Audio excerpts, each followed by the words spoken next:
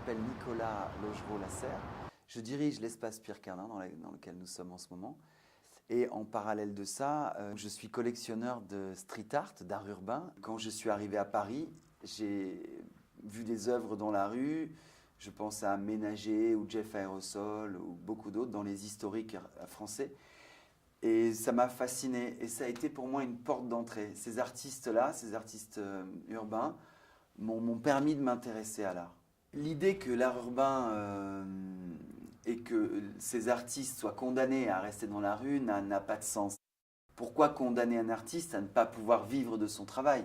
Aujourd'hui, la plupart des artistes, dont ceux que nous avons autour de nous, je pense à Gier, Shepard Fairey, Roa, Dran, créent des œuvres dans la rue, gratuites, à la portée de tous, et en parallèle déclinent leurs travaux sur des supports. Si on devait tracer le parcours type d'un artiste de ses débuts jusqu'à, on va dire, un succès populaire ou commercial, clairement dans ce mouvement, le buzz part de la rue. Donc il va s'agir vraiment de faire des murs et de pouvoir être repéré et de faire naître un engouement populaire dans un premier temps.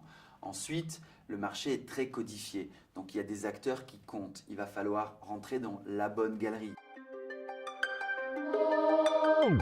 Roll a fatty, sip the goose, and then I'm set. I put my life into a verse like there's a noose around my neck. I've been a nuisance, been a wreck, I've been abusive. Fuck a threat, they know I never gave a fuck about me losing my respect. I roll solo, followed by the devil. You can see him in my photos. Fuck the ones that hate him, know they want me in a chokehold. Girl, don't get too close, you know they watching, that's a no-no. Je suis Arnaud et je m'occupe de la galerie Ligne 13, qui est 13 rue La Condamine à Paris, dans le 17e.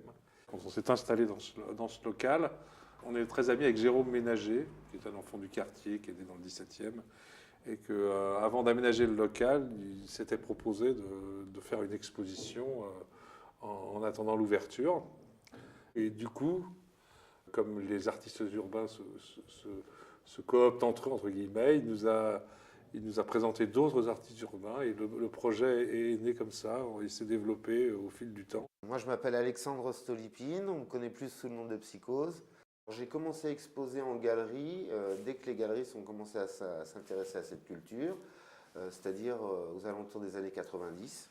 Travaillant à la fois dans la rue et en galerie, je dirais que c'est à la fois différent, mais c'est aussi à la fois complémentaire, dans le sens où dans la rue, il y a une démarche à la limite gratuite et spontanée, et qui réfère quand même à certains codes, tandis que je pense en galerie, c'est un travail souvent d'atelier, qui ne correspond pas forcément à ces critères de la rue et qui est fait pour durer, qui n'est plus dans l'éphémère. Donc, moi je dirais que c'est une suite logique du travail dans la rue. Du moins, pour ma part, toute mon inspiration, je la prends dans la rue et après je la retranscris dans mon travail d'atelier. Le principe, c'est qu'il faut qu'il y ait une intervention urbaine et qu'ensuite, soit ils l'adaptent, parce que bon, certains, ils adaptent un travail pour la galerie et pour mettre chez les gens. D'autres travaillent à partir de leur travail de rue pour juste le transmettre en galerie tel qu'il est. Il y a encore quelques années, les institutions boudaient ce mouvement parce que c'était un mouvement qui était trop en marge, trop marginal, anticonformiste, qui n'était pas dans les normes. Ce retard est en train d'être comblé dans le monde entier, aux États-Unis, à Londres, en France maintenant, de plus en plus, avec l'entrée de ces artistes urbains, de ces street artistes dans les musées. On parlait de l'exposition au musée de la Poste en ce moment, on peut parler d'une exposition de graffiti également au Palais de Tokyo. Un premier marché, le marché des galeries, il y en a en gros toujours eu un. Il était probablement beaucoup plus petit. Ce qu'on constate aujourd'hui, c'est une énorme évolution de ce premier marché, du marché des galeries, avec une 50aine de galeries juste à Paris qui commercialisent l'art urbain.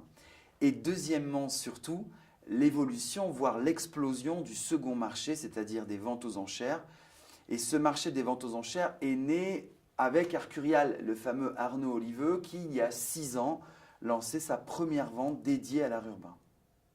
Sur la question du danger, de la marchandisation de ce mouvement, ou en tout cas de l'idée que les artistes se mettent à faire du business avec ce succès commercial très fort, je crois que ça a du sens dans la mesure où il le dénonce. Je pense à Shepard Fairey, il dénonce le capitalisme. Et en même temps, c'est un des artistes les plus cotés dans le monde.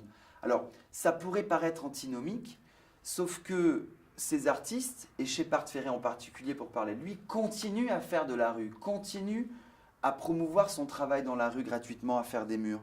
Donc en ce sens, il reste fidèle à son public et on n'est pas obligé d'acheter son travail, on peut le savourer dans la rue gratuitement.